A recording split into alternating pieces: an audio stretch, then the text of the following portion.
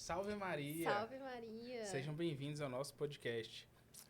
Meu nome é Felipe. Meu nome é Bianca, nós fazemos parte do movimento de amizade cristã da paróquia da Igreja São Judas Tadeu.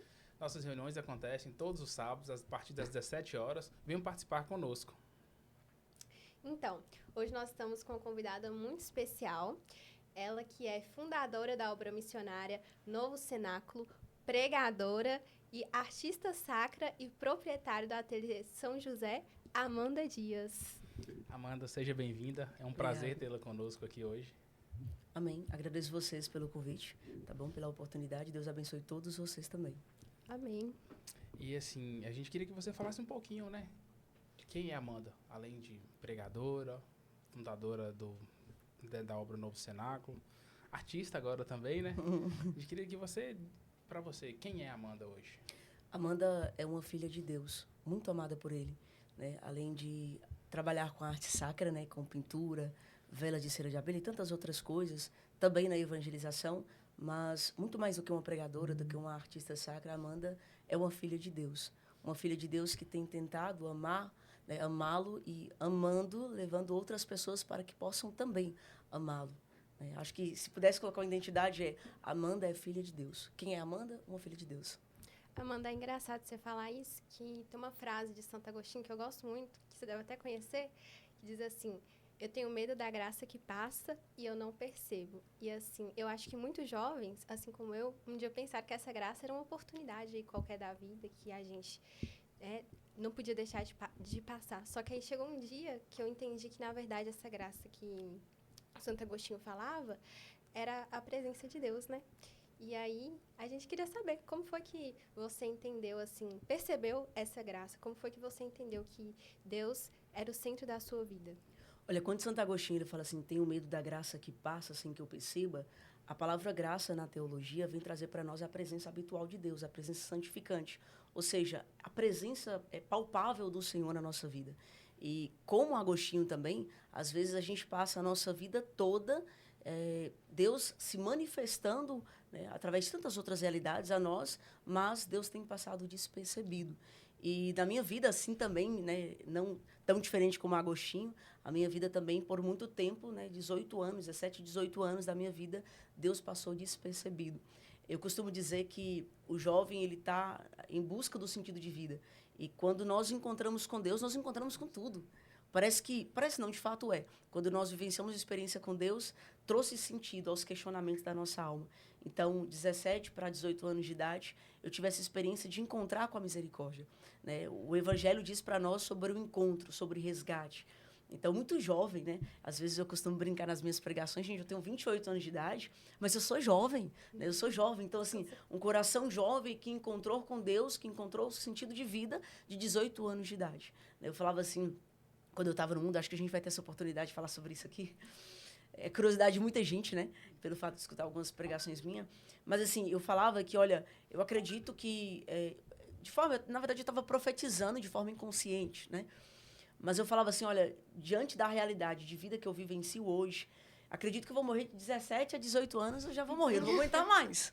Né? O mundo doido, pecaminoso que eu estou vivendo, acho que eu vou morrer muito cedo.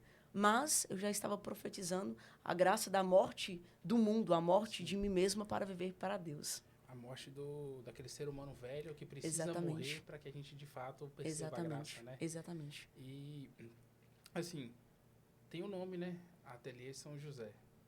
E, assim, eu sou pai, também sou jovem, apesar dos 33 anos, e eu vejo essa experiência, essa devoção a São José, né? Por todo o carisma que ele viveu, né? Porque poder ser chamado de pai por Jesus Cristo, né? E de onde que surgiu essa inspiração para o nome Ateliê São José? Ateliê São José? Bom, eu tenho uma devoção particular com São José. Eu tenho um amor muito grande, é tanto que no nosso grupo de oração, toda terça-feira, na nossa sede, a gente já inicia o grupo com um terço, né, em honra a São José. E antigamente era Ateliê Santa Joana d'Arc, mas eu costumo fazer muito ato profético, É como assim um ato profético. Sempre que na Novo Cenáculo nos falta algo, eu sempre rezo o texto de São José, pedindo a Deus a graça, a providência por meio da intercessão de São José. Então, eu comecei a pintar muitas imagens de São José. É tanto que no ateliê, as imagens que mais saem, se não a Sagrada Família, é São José. E aí a gente começou a perceber, porque o ateliê provém para suprir as necessidades do carisma. Porque a gente tem muitos trabalhos de evangelização. Então, São José começou a enviar. Né? A gente tem alguns outros testemunhos, se vocês quiserem, posso até partilhar. Mas, assim, toda providência que chegou para nós na Novo Cenáculo provém por graça e pelos méritos da intercessão de São José. Então, pelo fato do amor e da devoção, eu coloquei Ateliê São José. Até mesmo uma forma de evangelizar e externalizar para o outro uma devoção, um amor do meu coração. Um transbordar daquilo que está dentro. E esse ano a gente resolveu fazer uma coisa com os meninos, né? Porque a gente foi fazer dia 19 de março, né? Dia de São José. E a gente falou assim, ó, a gente vai fazer vocês vão fazer um pedido e a gente vai oferecer algo como mortificação sobre esse pedido. E aí eu queria que Bianca me fala um pouquinho como que foi essa sua experiência com esse propósito que a gente resolveu fazer. Então, foi assim, muito especial, sabe? Porque a gente sempre vê a prática, né, da devoção mariana, mas a de São José não. E é até o que está escrito no tratado, né? E assim, a gente pôde conhecer um pouquinho mais sobre a história de São José e foi um propósito, assim, de um ano. É um propósito de um ano, né, que está durando. E aí a gente pode orar, né, pode estar com ele, entender a paternidade dele, né?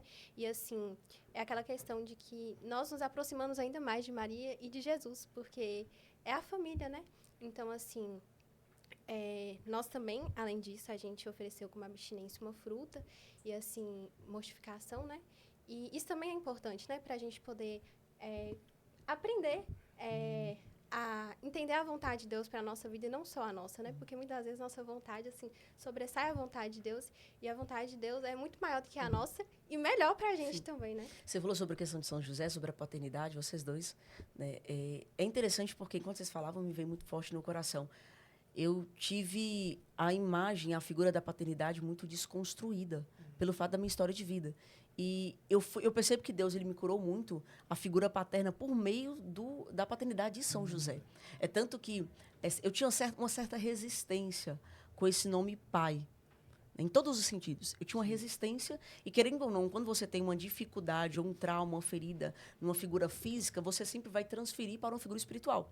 Então, pelo fato de toda essa dificuldade com essa figura paterna, quando eu comecei a criar esse vínculo, essa devoção com São José, meu Deus curou meu coração, Deus trabalhou no meu coração.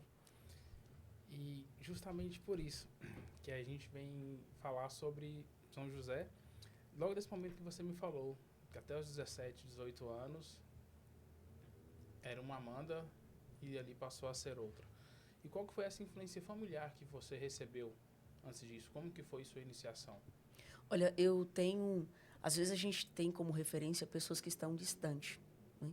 Mas eu tenho como referência pessoas que são próximas. Por exemplo, minha mãe e minha avó, né? A mãe do meu pai. Minha mãe, ela fala para nós que ela sempre nos levou desde a infância para a igreja. Minha família toda faz parte da música, né? Eu até brinco lá em casa, meus irmãos, eu tenho 3 irmãos, homens, todos eles passaram pelo coral. Minha mãe cantava no coral, meus tios, né? Todo mundo cantava no coral. Eu fui a única que não, né, fiz parte da música, mas quem sabe, né? Mas, assim, eu tive uma influência muito grande familiar. Minha mãe ia cantar na missa e, ao cantar na missa, minha mãe também me levava. Meu tio também, né, tio Gil, né? Todas as vezes que ele ia, levava minha mãe, também me levava. Então, assim, eu tenho minha mãe como essa referência de fé. Mas também eu tenho a minha avó. Minha avó, ela já faleceu. Eu tenho ela como uma grande referência de fé. Eu lembro que eu sou natural de São Francisco, né? E quando eu morava em São Francisco, todas as vezes eu olhava minha avó no domingo, no dia do Senhor. Eu olhava minha avó voltando da Santa Missa andando, né, com a touca, né, e com o terço andando. Então, assim, não só isso, né? Eu lembro que nessa fase de mundo, nessa fase pesada a qual eu vivenciei, eu brigava muito, eu trabalhava, né, e eu briguei, arrumava confusão, andava com faquinha na cintura. A situação era extrema, de fato. E, assim, eu brigava bastante. E eu me lembro de uma vez, quando minha avó ela descobriu o câncer, e o câncer da minha avó foi um câncer maligno mesmo. E quando minha avó descobriu o câncer, ela ficou internada.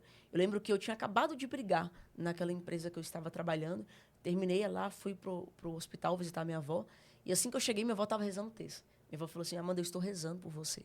Eu estou rezando por você. É tanto que no meu início de conversão, eu tive algumas situações, complicações, né, perseguições, complicações no sentido de perseguição. E todos os caminhos me levavam a uma desistência.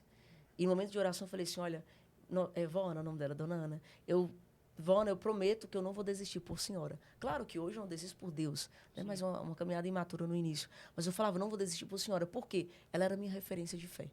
Minha mãe e minha avó são as minhas referências de fé. Agora, Amanda, você falou sobre um assunto delicado, câncer, né?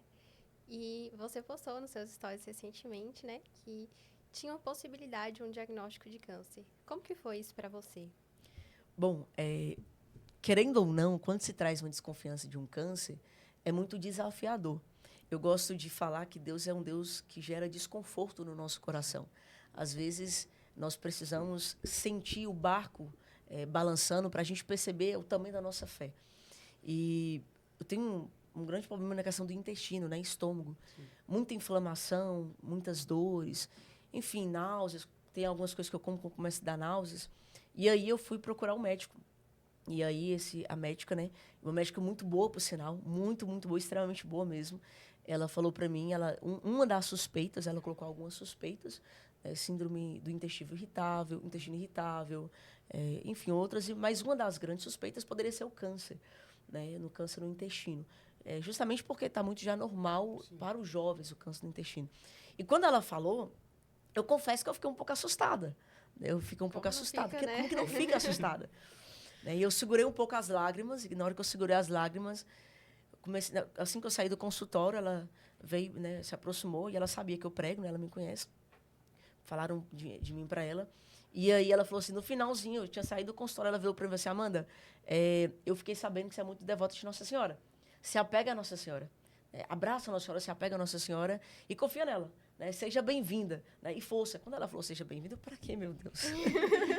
Desci as escadas. Quando eu estava descendo as escadas, na hora eu pensei: eu preciso segurar o choro, preciso segurar o choro. Liguei para minha mãe. Quando eu desci para baixo, liguei para minha mãe. Não consegui, eu fui chorando. Chorando, falando: mamãe, chamei minha mãe de mamãe. Engraçado, né? Eu falei assim: mamãe, a médica suspeitou de câncer. E assim, gente, pra que eu fui falar daquele jeito pra minha mãe? Porque mãe, é mãe. Mais preocupada é mais preocupada ainda. Minha mãe desesperou. Quando minha mãe começou a desesperar, minha mãe começou a chorar, meu irmão também começou a chorar. Enfim, e para fazer o exame foi em torno de um mês. Da suspeita até fazer o exame foi um mês. Né? E nesses um mês que se passou, minha família ficava só em plantos mesmo, chorando, preocupados.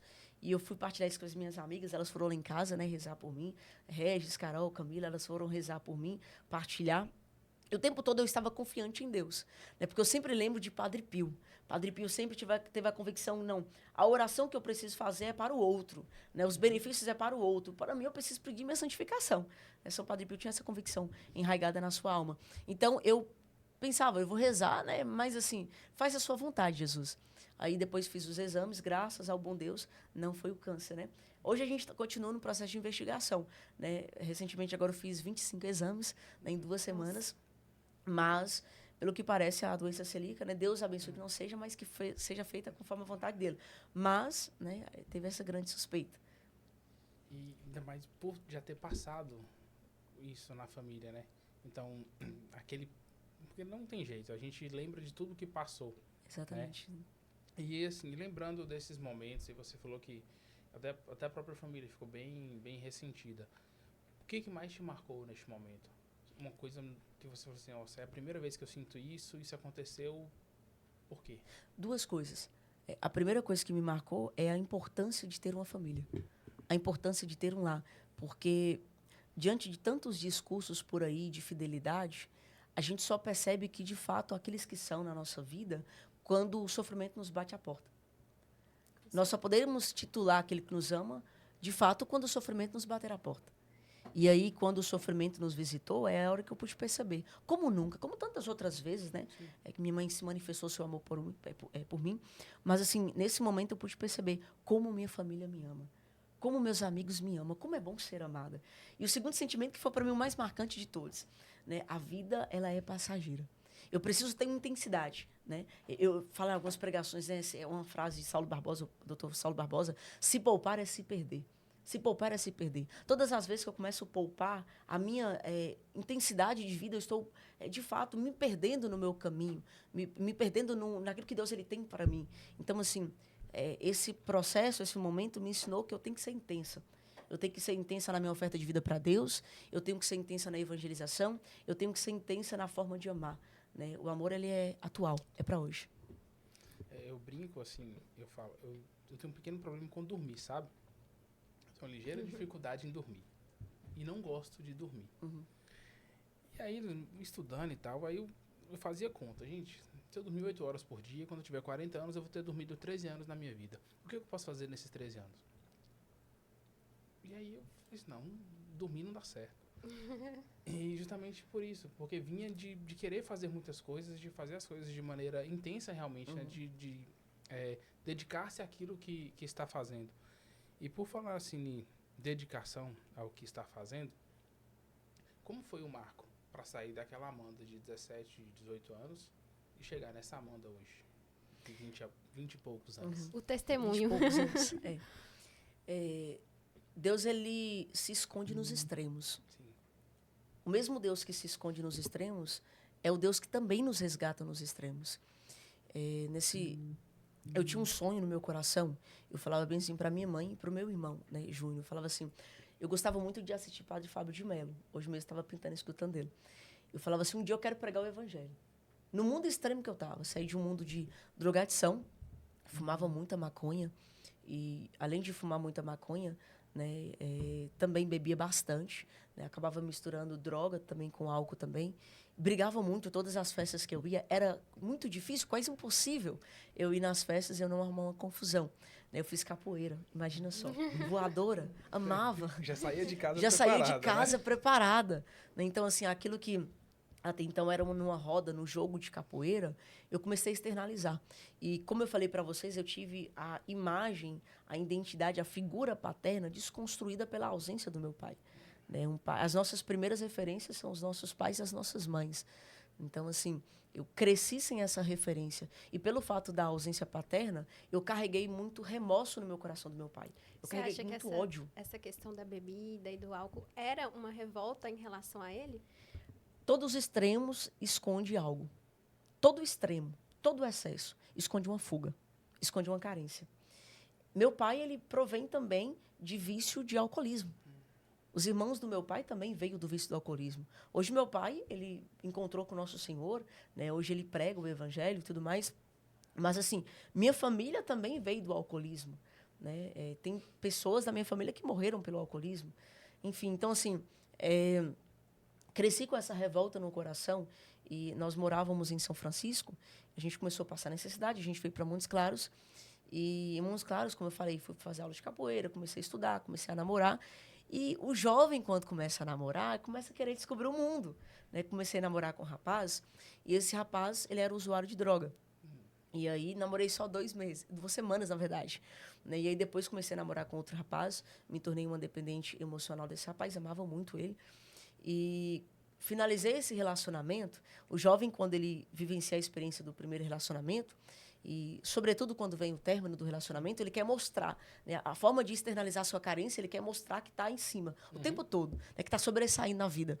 E aí, querendo sobressair na vida, eu comecei a ir para várias festas. Né, ir para as festas, comecei a ficar com outros rapazes. E, de festa em festa, a gente começou a ir para festa de sítio. E eu sou do período de Orkut, né, gente? Instagram, para nós, é uma realidade muito atual. Né, estava iniciando o Facebook para nós nesse período, né? E aí, queria postar nas redes sociais que eu estava indo para o sítio, estava indo para a festa, estava indo para a farra. E acontece que, em todos os extremos, sempre vai ter alguém que vai sofrer. Sim. Sobretudo nos extremos dos jovens, sempre vai ter alguém que vai sofrer. E, sobretudo, aqueles que amam demais. E minha mãe sofreu demais. Minha mãe e meus irmãos sofreram demais, porque, enquanto todos aqueles que estavam vendo de forma externa a Amanda se perdendo, minha mãe ela tinha um fundo de esperança no coração. Assim como Santa Mônica, né? Minha mãe tinha aquela convicção que um dia eu poderia me converter. Ela rezava. É tanto que minha mãe fala que quando o padre, ela ia na Santa Missa, o padre fazia a elevação da Eucaristia, da hóstia consagrada. Minha mãe não pedia para ninguém, minha mãe só pedia para mim. Jesus, converte minha filha. Muda minha filha. Algumas vezes eu chegava dentro de casa, vomitando mesmo. Várias e várias vezes. Cheguei lá em casa ruim. Às vezes, dormia até mesmo fora de casa.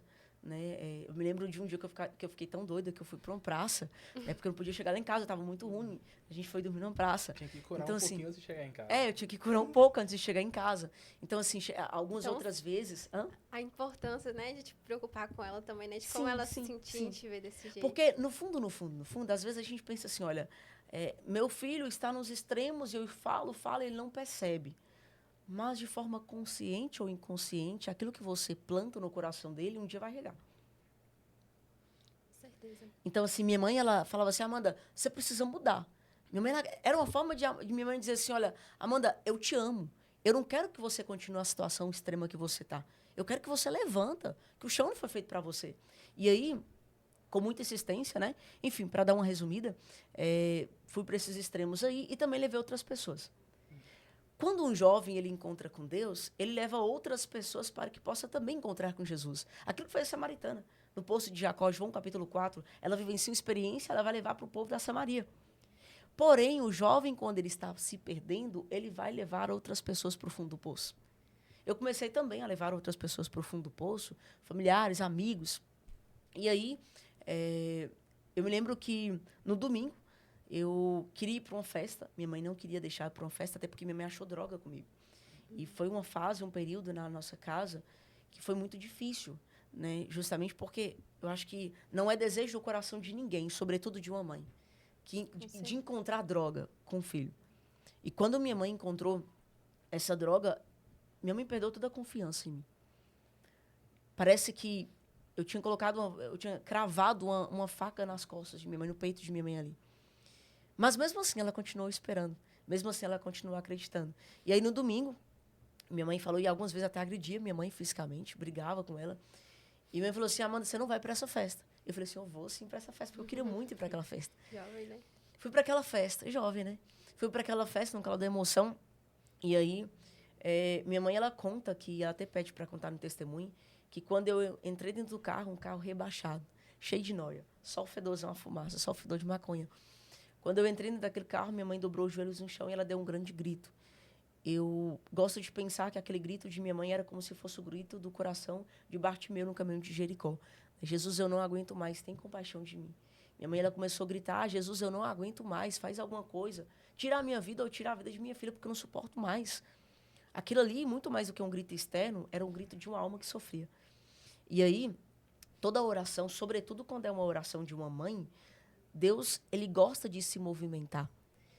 Eu gosto de pregar para mulheres e para as mães. Eu falo que quando uma mãe se curva na presença de Deus, o céu trabalha em favor daquela mãe.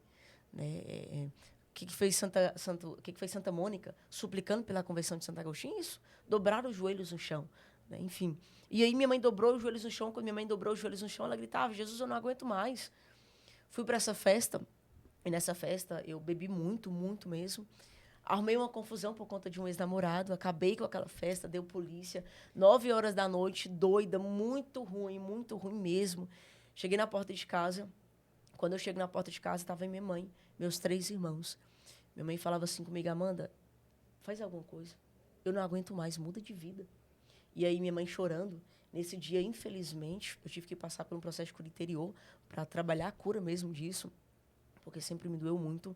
Nesse dia, eu parti para cima de minha mãe e agredi minha mãe. Xingava muito minha mãe, meus irmãos tiraram. E aí, fui dormir, isso no domingo. Na segunda-feira, quando eu viro, deitada na cama, quando eu viro a cabeça, minha mãe estava sentada. E quando minha mãe estava sentada, minha mãe vira para mim com os olhos lacrimejando. Ela fala assim, Amanda, eu não aguento mais. Faz alguma coisa, muda de vida, por favor. Minha mãe me convidou para ir no grupo de oração. Né? Na segunda-feira, Grupo Imaculado Coração de Maria, no bairro São Geraldo. E aí eu fui nesse grupo como um modo de pedir desculpa para minha mãe. Porque eu não estava interessada em converter. Eu não sabia o que era conversão, na verdade. Não estava interessada em Deus. Queria reconstruir a relação com ela. Foi para reconstruir. Foi de uma forma inconsciente querer pedir perdão para minha mãe. Pelo fato de ter agredido. E aí, cheguei naquele grupo de oração, o rapaz estava pregando a renovação carismática, e ele pregava sobre Efésios capítulo 4. E pregando, ele começava a falar que a gente precisa renunciar à vida velha para surgir o novo de Deus em nós. No momento de oração, a igreja cheia de pessoas, no momento de oração, ele mandou apagar as luzes, e quando ele mandou apagar as luzes, ele se aproximou de mim. Eu me lembro até hoje. Estava sentada no segundo banco da igreja, bem na frente. Eu estava com uma blusa branca, uma calça jeans, né, azul escuro, estava com pinça no nariz, cabelo vermelho, extremamente barreirada. Extremamente barreirada. Falava gira que era uma beleza. E aí, minha mãe, esse rapaz... Cabelo vermelho me admirou. Cabelo vermelho, uma maravilha. Ele olhou para mim e quando ele colocou a mão na minha cabeça, ele começou a rezar. Ele ia rezando. Ele virou para mim e falou assim, olha, você precisa perdoar as pessoas que tentaram sobre a sua vida. Você também precisa perdoar o seu pai. Você precisa perdoar as pessoas que você acumulou ódio no seu coração. E aí, gente, o que acontece? Ninguém sabia que eu trazia ódio no meu coração dessas pessoas. Eu nunca quis externalizar para o outro a ausência do meu pai. Sim. E aí, quando ele falava isso, eu comecei a chorar, chorava muito. Ele virou para mim e falou assim, ele começou a rezar no espírito. Rezando em língua, ele soprou 3 vezes.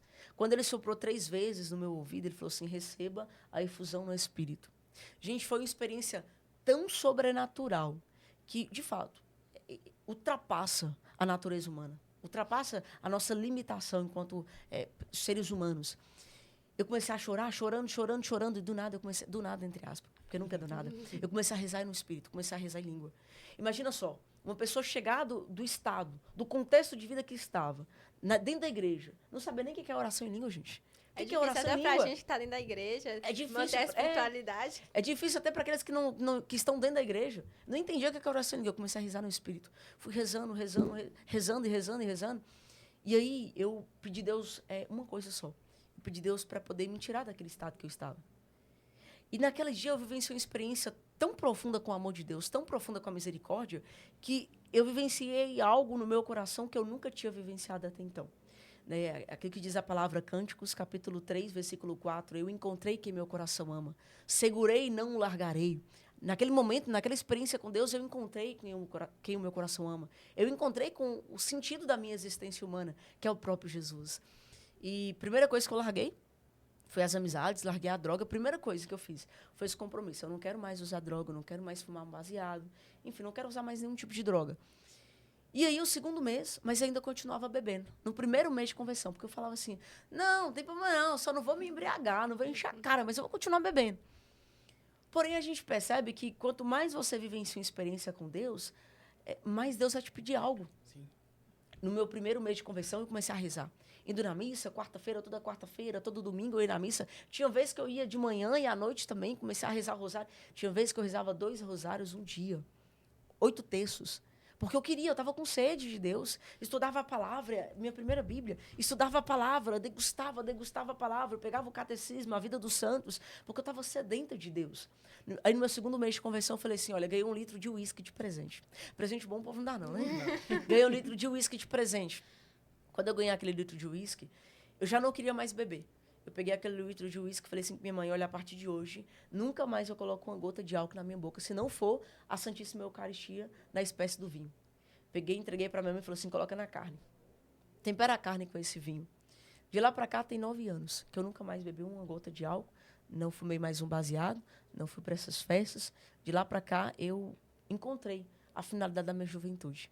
A finalidade que é o próprio Deus. 9 anos de vida com ele. Agora você falou assim, questão das amizades, né? Eu quero saber um pouquinho de 2 amizades suas. Aquelas lá do céu, né? Os nossos amigos do céu que nos ajudam na caminhada, porque não é fácil. E seus amigos que terrenos que te ajudam também nesse processo. Olha, primeiro, falar sobre o contexto espiritual, a realidade espiritual. Eu tenho 2 grandes amigos. Na verdade, eu tenho vários. Eu gosto muito da vida dos santos. Eu gosto muito de estudar, ler a vida dos santos. Dentre esses, é Santa Teresa de Calcutá. Eu tenho um amor particular por Santa Teresa de Calcutá. Por quê?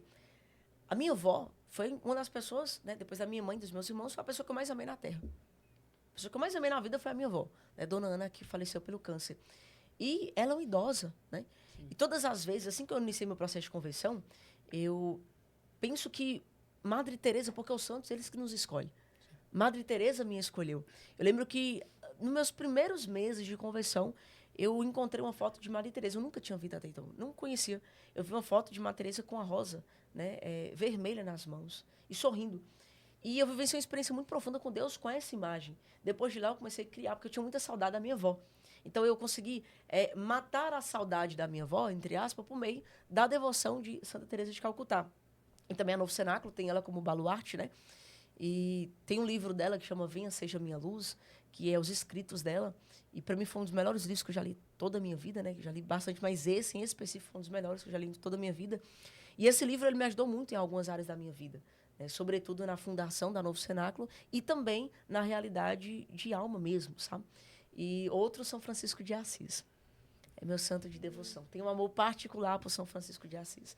Volta de pobreza, o desapego dele, a evangelização, o amor pelos pobres, né? Pelas almas sedentas. E também Santa Teresa d'Ávila, né, gente? Não podemos deixar de falar Teresa d'Ávila, né? São José Maria Escrivá, são os meus 4 santos de devoção. Sim, a gente fala de São Francisco, eu vejo muito não o desapego às coisas, né, mas o apego àquilo que realmente importava. E com esse apego que realmente importa, o que passou? Como que foi essa fundação do Novo Cenáculo? Como que surgiu o Novo Cenáculo para Amanda? Eu vou dar 2 respostas, que eu acabei esquecendo de responder a última dela, e eu vou responder e você vai completar na sua. Você tinha perguntado também sobre a questão de amizade terrena, né? Eu acho que Dom Bosco ele fala assim, ninguém vive para si ou morre para si. Nós nascemos, vivemos e morremos em função dos outros. A nossa vida, ela é para a doação. E São Francisco de Assis, eu falei dele aqui agora, né? São Francisco de Assis, ele tinha uma amizade muito profunda com Santa Clara, né? Tantos outros, Madre Teresa com São João Paulo II. Enfim, então, assim, existe uma amizade. E a amizade verdadeira, ela tem o poder e a capacidade de te conduzir ao alimento espiritual, que é o próprio Deus. Então, em vários momentos da minha vida, eu precisei de pessoas para estar comigo, né? Nesses últimos tempos, por conta do excesso de missão, eu sofri um grande desgaste emocional, né? Um cansaço. E aí, eu fiquei em torno... Primeira vez que eu estou falando isso, nem em pregação eu falei isso. Mas eu fiquei em torno de 1 mês, quase 2 meses, sem pregar. Estava um grande abatimento emocional, um cansaço, de fato, um desgaste mesmo, sabe? Noites e noites sem dormir, por conta da evangelização de missão. E vocês não têm noção da importância que foi para mim, nesse momento da minha vida, das amizades. As minhas amizades amigos são aqueles que não vão... Amigos não são aqueles de rede social, mas são aqueles que vão sentar à mesa com você. As minhas maiores referências, elas sentam à mesa comigo. As minhas maiores referências não são aqueles que eu encontro por detrás de uma tela. As minhas maiores referências não são aqueles que eu escuto pregando. Mas as minhas maiores referências são os meus amigos. Porque eu conheço o coração. Eu conheço o que está dentro. Eles conhecem meu coração. Eles conhecem o que está dentro de mim. E eu sei que quando o fundo do poço me visitar, vai ser eles que vão me levantar. Então, eu devo muito aos meus amigos. Eu devo muito. Tenho um amor, um carinho muito grande pelos meus amigos.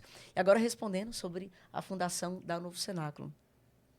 Olha, a Novo Cenáculo, todo o carisma é uma resposta de Deus para um tempo, para uma realidade. E no início da minha conversão, como eu falei, eu tinha um desejo de pregar, tinha um desejo de evangelizar. 3 meses de conversão, já estava pregando o evangelho. Imagina só, eu entrar dentro de uma... Vou vincular a resposta. Mas eu entrava dentro de uma clínica de recuperação. A primeira pregação foi dentro de uma clínica de recuperação. Entrei dentro de uma clínica de recuperação e eu fui pregar para traficante. Então, assim, para mim... Desde o momento que eu encontrei com Deus, tinha no meu coração, eu quero viver pela evangelização. Eu quero consumir, desgastar toda a minha juventude, toda a minha vida para evangelizar. A evangelização sempre gerou brilho nos meus olhos. E aí, comecei a pregar dentro das clínicas de recuperação, comecei a pregar para as comunidades terapêuticas, comecei a pregar também em comunidade rural. Gente, é tão interessante porque a fundação da Novo Cenáculo, eu costumo dizer que ela surgiu de 2 lugares. Do Santíssimo, sim. Deus nos pediu no Santíssimo, mas também nas calçadas. Nas calçadas. A gente encontrou com o Nosso Senhor várias vezes nas calçadas. Até hoje nós encontramos com o Nosso Senhor nas calçadas. A gente até queria que você falasse um pouquinho sobre a pastoral de rua, né? Que é um movimento muito bonito. Bom, e aí, eu me lembro que no início da fundação, antes da fundação da Novo Cenáculo, Deus colocou no meu coração para mim começar a evangelizar também nas ruas também, porque é uma realidade que, às vezes, é muito ignorada no nosso meio como missionários, como pregadores. Às vezes a gente quer pregar no evento grande, mas e as almas que estão lá fora, que talvez nunca vai vir para a igreja? E aí Deus começou a incomodar meu coração para sair, né, das estruturas, o que o Papa Francisco nos pede, das estruturas da igreja, dos alicerces, para a gente poder evangelizar fora. E comecei a evangelizar fora.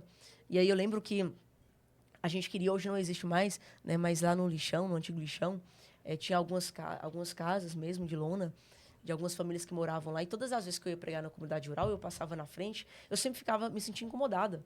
Gente, eu estou pregando dentro das igrejas, mas e lá fora, o que eu posso fazer para essas pessoas? E aí, juntei vários jovens, adolescentes, crianças. Falei assim, olha, vamos bater de porta em porta, pedir alimentação, pedir doação. Imagina só, o sol quente, quente que era uma beleza, em pleno sábado. Juntei uma galera, juntei vários jovens, crianças, adolescentes. E a gente pessoas dispostas para ir também, dispostas, né? Para ir mesmo. E aí comecei a bater de porta em porta pedindo doação. Gente, nós recebemos tantas doações, mas tantas doações que a gente precisou ocupar o quarto dos meus irmãos para colocar todas as doações que a gente ganhou. E aí, depois disso, Deus começou a incomodar meu coração. E como era já meu início de conversão, sim, eu falei, gente, eu tenho que responder o apelo de Deus. Aí eu queria descobrir minha vocação, né? Respondendo no cenáculo, eu queria responder minha vocação. Aí eu pensei, olha, eu vou para a Toca de Assis. Mas se eu não for para a Toca de Assis, eu vou para a comunidade Canção Nova. Mandei um e-mail para a comunidade Canção Nova, entrei em contato também, pensei até mesmo para a comunidade Cairós, entrei em contato com o Tainá.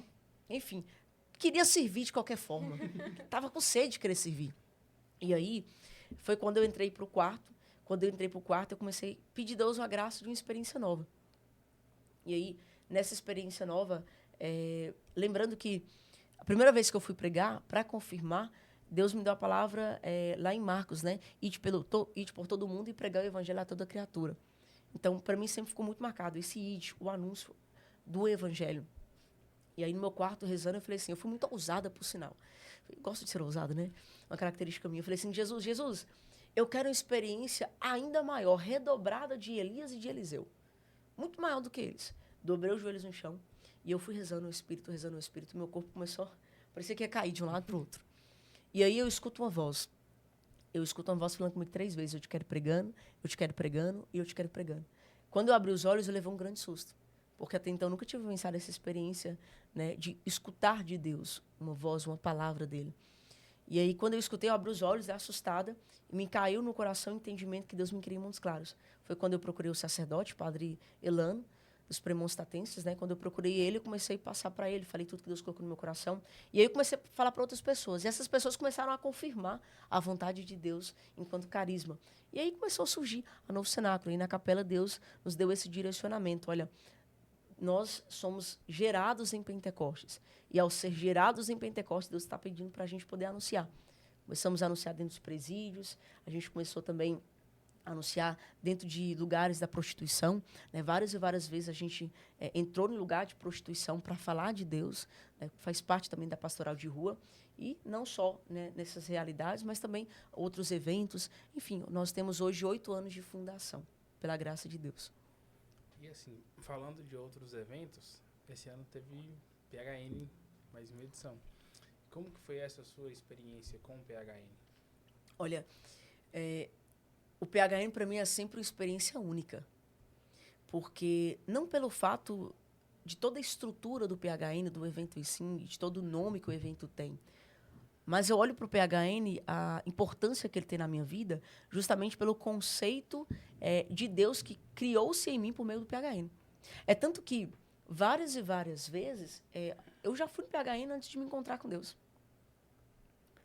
Eu lembro uma das vezes, né, que eu sentei em uma das arquibancadas, estava lá, doido, gente, nem conhecia Jesus. Então, assim, tem uma importância muito grande para mim.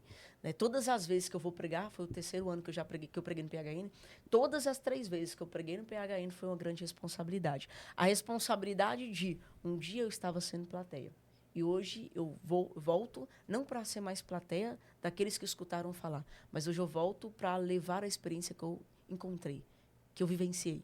Então, é essa experiência. E também a experiência de uma responsabilidade que está na liderança da juventude. Querendo ou não, as pessoas olham para nós, né, quando nós vamos pregar no PHN, como uma referência mesmo para os jovens. Então, é uma responsabilidade. Nós estamos aqui à frente, pastoreando os jovens. Então, isso é muito importante. Os jovens, eles estão à procura de uma referência. Todo jovem busca uma referência. Então, quando o jovem nos encontra falando de Deus, ele olha para nós e ele pensa, tem jeito, tem jeito. Então, essa é uma responsabilidade. É uma graça para mim, para o meu coração. E você tocou num ponto muito importante para a gente, né, enquanto movimento de amizade cristã. Eu quero falar um pouquinho sobre a juventude.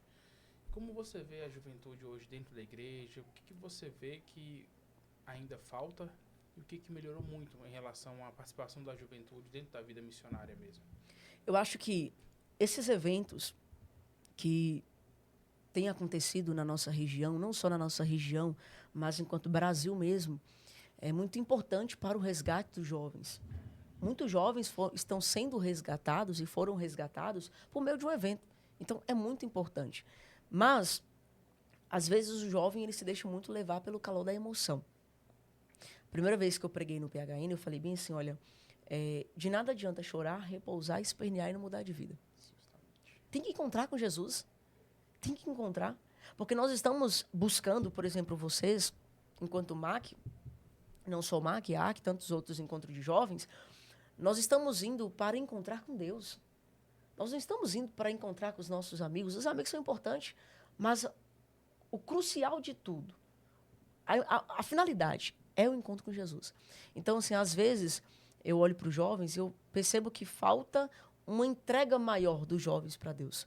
Falta uma resposta maior para Deus, né? Não somente vir para ocupar uma cadeira, ocupar um banco, mas, de fato, ter Deus no seu coração.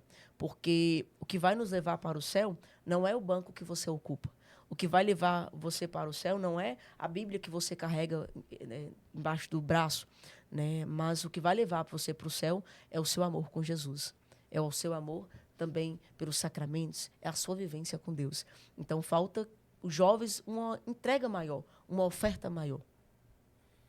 E falando um pouquinho, né, desses nossos amigos do céu, dessa nossa oferta, assim, é uma grande responsabilidade quando a gente vai falar com o jovem, por nos tornarmos referência para eles quando a gente abre a boca para falar de Deus.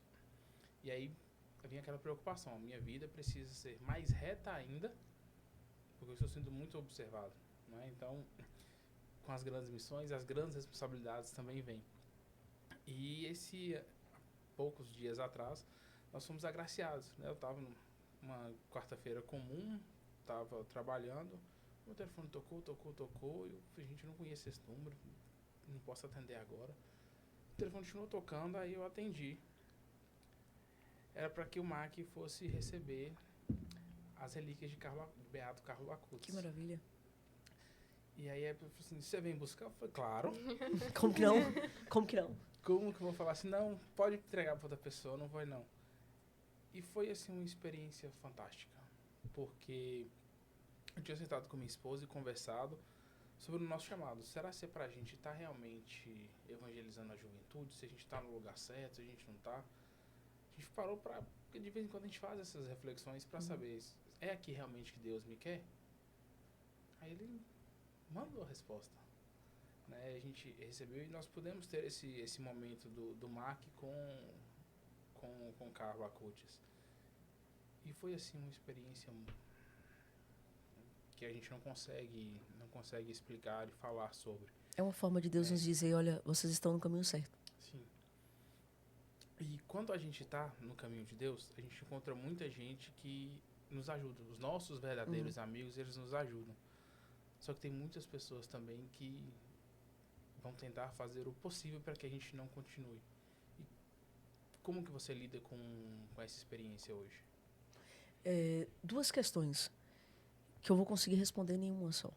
Resumindo. Coerência de vida. Contra fatos não há argumento. Coerência de vida. Aqueles que se levantam contra nós, eles só irão silenciar diante da nossa coerência, diante da nossa fidelidade. Você falou bem assim, olha, as pessoas estão nos percebendo. Nós, como referência, todos os lugares que você vai, você que prega, né? A câmera ali, né? Você que prega, eu amo olhar para a câmera. Mas você que prega, né? Você que prega, você que canta, você que intercede, você que é uma liderança, um coordenador, um fundador, que seja, que esteja no ofício de uma igreja, na frente de uma liderança, precisa ter coerência. Porque talvez o único evangelho que as pessoas vão ler é a sua vida. É a sua vida. Então, assim, quantas e quantas vezes a gente fui agora viajar esse final de semana, e sobretudo pelo fato de pregar em vários retiros, as pessoas conhecem muita gente. Sim. E aí, vários lugares que eu já fui, as pessoas me conheceram, né? Esse tempo atrás, estava em Diamantina, para descansar, o pessoal lá me conheceu de pregação. E a gente estava em viajar agora esse final de semana, a gente parou para poder colocar gasolina, e assim que eu parei, o rapaz estava colocando gasolina, você, Amanda, já assisti pregação sua, né? Todo empolgado e tudo mais. Aí eu falei com os meninos, né? A gente estava partilhando. Imagina se eu estivesse fazendo alguma coisa errada. Justamente. Você entende? Aquilo que eu prego no microfone, eu preciso vivenciar na minha vida.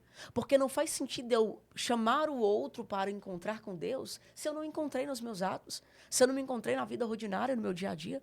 Tem que ter um encontro pessoal verdadeiro. Então, assim, respondendo a sua pergunta, eu só vou conseguir silenciar quem se levanta contra mim, contra o meu ministério, por meio da coerência.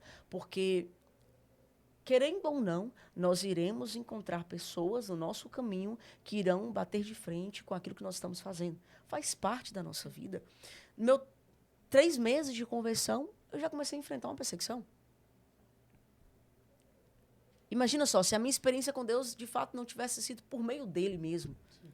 Então, assim, mas eu sempre trago no coração, quem sabe o porquê começou, sabe o porquê precisa ir até o fim.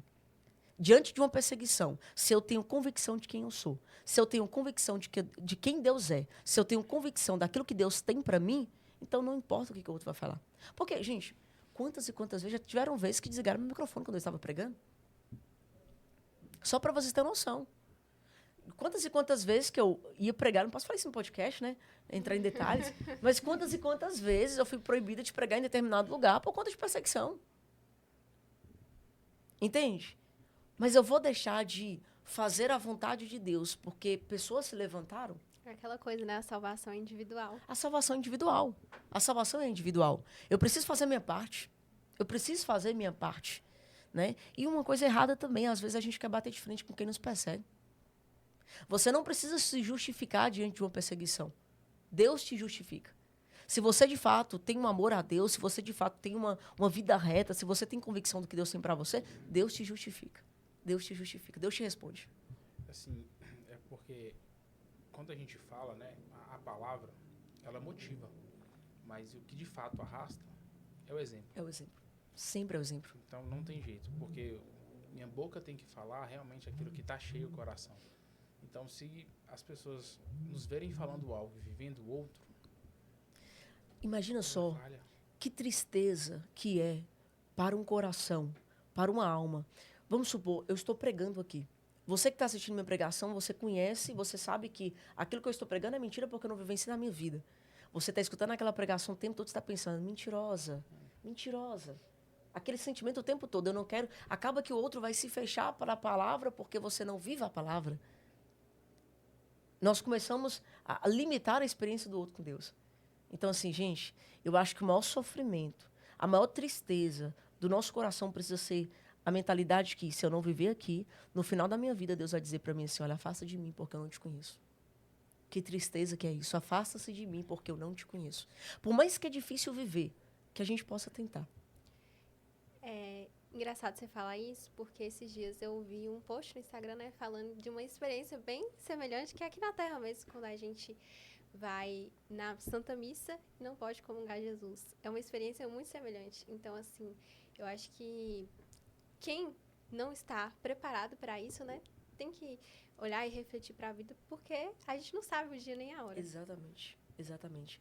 O bispo, esses dias a gente estava, Dom José, eu já presenciei ele 3 vezes falando isso. Primeira vez foi num evento, a segunda vez que eu presenciei ele falando isso foi dentro do presídio, e a terceira vez que eu presenciei foi na missa para os moradores de rua. Ele falou assim, gente, imagina se... O desejo do meu coração é que antes da missa finalizar, Jesus voltasse. Imagina se Jesus voltasse antes da missa finalizar. Imagina. Imagina se Jesus voltasse antes desse podcast aqui finalizar. Que bênção, que graça que seria. E, Amanda, nós temos um quadro aqui no nosso podcast que chama Bate-Bola. A gente vai falar uma palavra e eu quero que você fale a primeira palavra que vier à cabeça em relação a isso. A primeira é oração. O essencial. Família, Base. missão, Amor. igreja, Paixão. jovem, Evangelização. providência, Confiança. novo cenáculo, Resgate. O meu resgate e o resgate dos outros. Maria, Minha mãe, minha doce mãe. Deus, Meu tudo. E assim, a gente viu você falando muito sobre Maria, né? Que é o nosso carisma do mar, que nós temos esse carisma mariano. Qual que foi a sua experiência mais marcante com ela? Foram muitas experiências. Como, por exemplo, no Luiz da minha conversão, que 3 vezes seguida, a imagem de Nossa Senhora foi parar na minha casa. Foi a maior manifestação de Deus na minha vida. A Virgem Maria nos ensinando que ela estava levando a Santíssima Trindade para minha casa, para minha vida, para o meu coração. E não só isso, mas também como providência. Na Novo Cenáculo, nós vivemos de doação. E pelo fato de ter vários apostolados, enfim, a gente sempre precisa de ajuda. E teve um período, nós acabamos de festejar a festa de Nossa Senhora das Graças, então ela está aqui também, é importante falar isso, né? Teve um período que a gente estava precisando de cadeiras para casa, para nossa sede. E comecei a rezar a novena, porque eu gosto muito de novena. Comecei a rezar novena, e às vezes só tem fiel, né? Começo, depois que eu ganho a graça, né? Comecei a rezar, e aí Deus é tão providente que assim que eu finalizei a oração, a novena, Nossa Senhora mandou todas as cadeiras, o dinheiro que dava para comprar todas as cadeiras, e deu para comprar 8 mesas para casa. E assim, antes da gente, assim que a gente estava indo para casa, a gente alugou uma casa, sede, a casa antiga, nós estávamos precisando de colchão para casa, né, para acolher os membros de vida. E a gente não tinha. E o que a gente ia fazer? E eu comecei a rezar, próximo da novena de Nossa Senhora das Graças. Comecei a rezar, rezando, Nossa Senhora, manda colchão, por favor, nós estamos precisando, não tem onde dormir.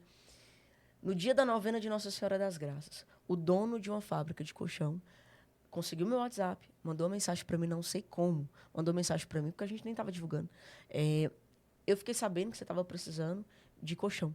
Quantos que vocês estão precisando aí?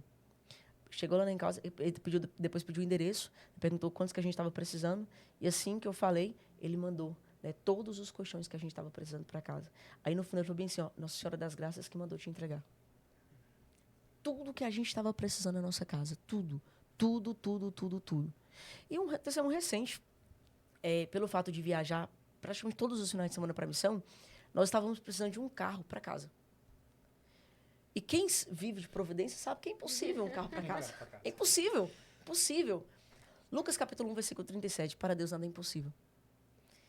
E aí, Deus colocou no meu coração, porque eu gosto de trabalhar com um ato profético. É a característica da Novo Cenáculo. Veio no meu coração e eu reuni todo o Novo Cenáculo. Falei assim, olha, vamos precisar de uma casa, vamos comprar um carro. E todos os meses a gente fecha um mês no vermelho. Sempre falta na Novo Cenáculo para conseguir quitar as nossas dívidas. Aí eu escutei, não, é loucura. Como? Amanda, a gente não está conseguindo pagar as contas. Deus colocou no meu coração. Resolve com ele. E aí, eu falei bem assim, como ato profético. Isso foi em novembro, no mês de Nossa Senhora das Graças do ano passado. Eu falei assim, e Deus também coloca no meu coração que vai ser no mês de março, no mês de São José, e vai ser na semana de São José, e em honra a São José. E aí, minha mãe até brinca, né? Minha mãe fala que hoje ela não desacredita mais nada que eu falo. Minha mãe falou assim, Amanda, que loucura é essa? Isso é loucura, para de querer transferir para as costas de Deus, em responsabilidade sua. E aí, minha mãe já que mais acredita nos atos proféticos que eu faço. Depois disso, né? E aí, pegou e comecei a rezar o texto de São José, rezando o texto, rezei novena de Nossa Senhora da Divina Providência, Nossa Senhora de Pompeia, eu fui rezando. Gente, Deus foi tão providente. E, claro, trabalhando, né? Porque o missionário precisa trabalhar, tem que trabalhar, né? A gente não pode ser um peso para os outros, né?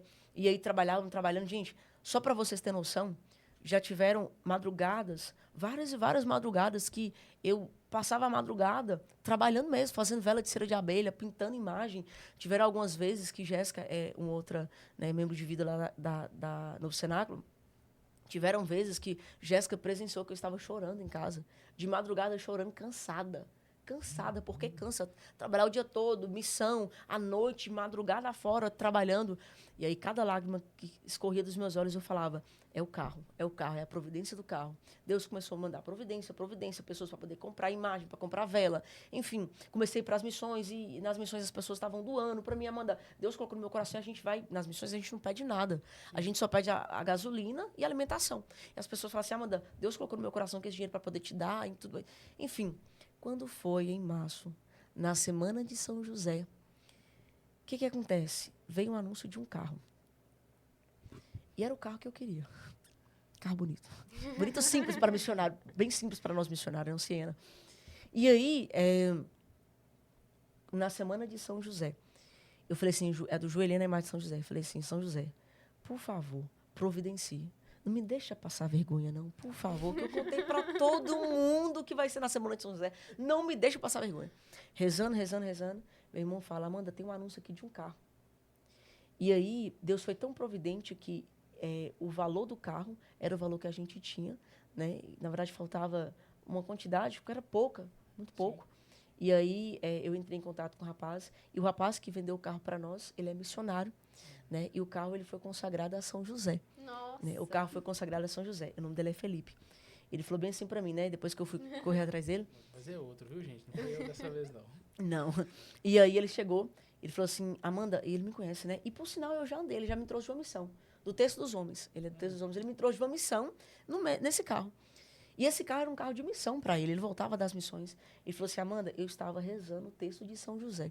E pedindo a São José a graça de vender o carro, porque eu precisava vender o carro, eu precisava daquele dinheiro. E eu falei com o Felipe, eu também estava rezando o texto de São José. Estava pedindo de São José, Nossa Senhora, a graça daquele carro. Consegui comprar. No dia de São José, a gente entrou em contato com ele. No outro dia, nós fechamos a venda. Era impossível. 4 meses. 4 meses, era impossível. Mas para Deus, nada é impossível. Nos apegamos a Nossa Senhora e a São José. E assim, Amanda, a gente sabe que às vezes quando a gente está pregando, a gente precisa de um abraço lá na frente também. A gente também precisa de um ombro amigo, a gente precisa de um carinho. E pensando nisso, tem algumas pessoas que mandaram algumas coisas para você aqui. Bom você entrar nesse tema. Muito bom. E eu queria que você ouvisse um pouquinho essas palavrinhas que a gente separou para você.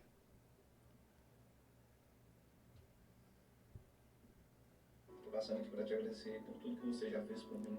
Agradecer pelo seu sim, porque pelo seu sim você já me ajudou tantas vezes, porque através da sua resposta da sua vida a Deus, você me ajudou tantas vezes, me salvou de mim mesmo, como a gente costuma falar. Louvo a Deus pela sua vida, pelo seu sim, pela sua disposição para as coisas de Deus, que você continue cada dia mais firme.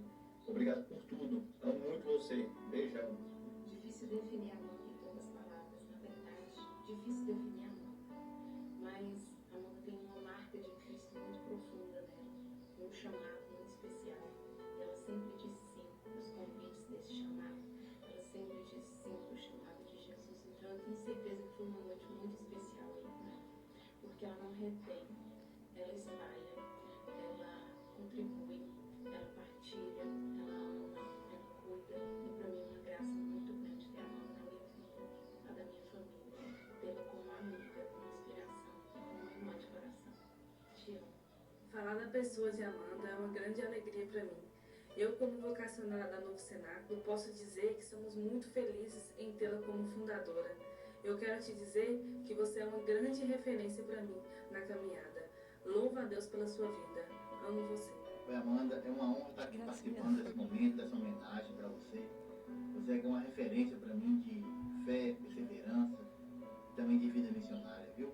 Deus abençoe a sua caminhada, que a gente esteja sempre junto nessa batalha aí. Deus abençoe. Oi, querida. Passando aqui para falar dessa pessoa polêmica. É uma graça de ter na vida. Sabe que eu tenho orgulho de poder estar na sua vida, de poder estar comigo ao seu lado. Sinta-se abraçado, sinta-se meu carinho. Até, tchau. Amandinha, o que falar de você? Com um coração tão dócil, a pessoa de um coração enorme, Eu sou suspeita para poder falar de você. Eu amo muito a sua vida, amo o quanto Deus tem feito. Eu vejo você uma pessoa apaixonada por Jesus. E isso é sem explicação para mim. Que bom ter pessoas para poder olhar como você. Eu amo muito a sua vida, amo a sua amizade, você sabe disso. E muito obrigada por tudo que você tem feito assim, ó, por mim, pela minha vida, por ter acreditado tanto naquilo que Deus tem para mim. Você sabe de tudo que eu tô passando, de todos os momentos que Deus ele tem me proporcionado. E tenho certeza que você faz parte de tudo isso, de todo esse mover que tem acontecido. Eu amo muito você e você é uma pessoa muito especial. Deus abençoe. Oi, Amanda. Vim aqui poder falar da pessoa de Amanda, mas também como fundadora da Novo Cenáculo, olhando essa trajetória de 8 anos, com muita luta, mas também com muita alegria, de poder ver tudo aquilo que Deus está realizando, através do seu chamado, através do seu ministério, e poder contemplar tudo isso alegra o meu coração. E ficar de que Deus levantou para esse tempo, para um povo, e ver que esse carisma está sendo impactado na vida das pessoas, na vida das almas, através de você e por meio de você, e poder ver tantas pessoas sendo atingidas pelo seu ministério, isso alegra muito meu coração, irmão. E eu sei que você ainda vai voar muito, muito longe. Então, assim, Deus abençoe muito seu ministério, conte com minhas orações, e assim, irmão, Deus ainda tem muito a fazer através de você e por meio de você. Deus abençoe. Passando aqui para agradecer a Amanda pela amizade dela, pelo sim que ela entrega a Deus a cada dia, pelo sonho dela de santidade, em busca de santidade. Quero agradecer a ela também, que ela me inspira a cada dia a ser mais santa e buscar a Deus cada dia mais. E quero agradecer a ela pelo sim, pelo amor que ela tem a Deus e pela busca de santidade dela, que é aquele que Deus coloca no coração dela, pelas almas que Deus confia a ela. Quero só agradecer pela amizade dela, pela busca constante que ela tem em Deus. Falar de Amanda não é tão difícil, né? Porque a Amanda, ela, no passado, ela deu muito trabalho, de fato, mas hoje, graças a Deus, né? Hoje a Amanda é uma bênção na minha família, é uma bênção para mim, é uma bênção para meus filhos. E falar de você, Amanda, é só um orgulho, né? Quero muito agradecer você pela essa pessoa que você é, pelo carinho que você tem comigo. Quero agradecer também a Deus, né? Porque Deus, ele fez uma grande mudança na sua vida. E quando ele fez essa mudança na sua vida, também veio a mudança na minha. Porque graças a Deus, a minha conversão, ela veio através do seu testemunho de vida, foi através do seu sofrimento.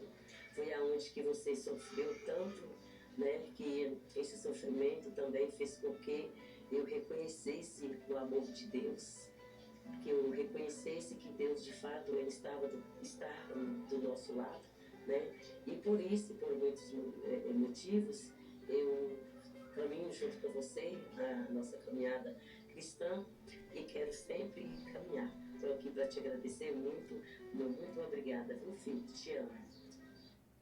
Nossa, aí, gente, fala. É uma forma da gente poder te abraçar também. Da gente poder te dar esse carinho, te dar esse apoio. E gostaríamos de ficar aqui a noite toda. Mas já vamos chegando ao final, né, do nosso podcast. E, Amanda, eu queria que você deixasse uma mensagem para quem está nos ouvindo, para quem vai nos ouvir ainda. Qual que seria essa mensagem que você gostaria de dar para eles, olhando para aquela câmera? Eu queria que, para a gente finalizar de fato esse podcast, que você cada vez mais, você que está nos acompanhando, você que está nos assistindo, perceba Deus na sua vida. Perceba a ação de Deus de forma concreta na sua vida. Todos os dias o Senhor te chama pelo nome. Todos os dias o Senhor te dá mais uma oportunidade. Todos os dias o Senhor quer de encontro ao seu coração. Que possamos nos render a Ele. Porque a vida ela é única. A vida ela é única, é passageira. Nós só temos uma vida.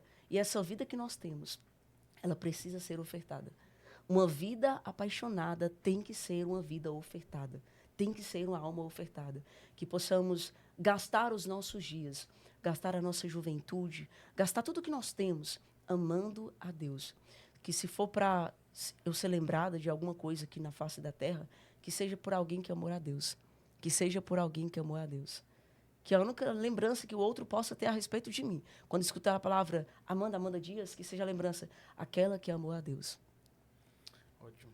A gente gostaria de te entregar um mimo, né? Ai, que gracinha. Uma lembrancinha para que lembre da gente. E nas nossas reuniões do MAC, a gente sempre encerra... Pode abrir? Pode abrir. Nossa. Para te ajudar na sua Senhora, missão. Que texto maravilhoso. Né, esse é um dos nossos Muito patrocinadores, lindo, né? gente. Lá do Textos da Helena. Muito lindo. Então, aproveitando as coisas que eu vejo por aí, Muito lindo. eu vi uma outra citação assim outro dia. Eu só queria agradecer pelo vídeo. Sim. É porque eu gosto de esquecer as coisas às vezes, mas eu queria muito agradecer pelo vídeo de vocês aqui. Eu não sei de quem foi a iniciativa, mas, meu Deus do céu, vocês gostam de quebrantar o coração da gente. Queria agradecer muito pelo vídeo, né? Todas essas pessoas que passaram aí no vídeo, claro que faltou algumas ainda, mas todas as pessoas que passaram aí no vídeo foram pessoas que trouxeram sentido para a minha existência. Querendo ou não, às vezes a gente se depara com o nosso fracasso. Sim. Às vezes a gente se depara com o nosso cansaço, com a nossa fadiga.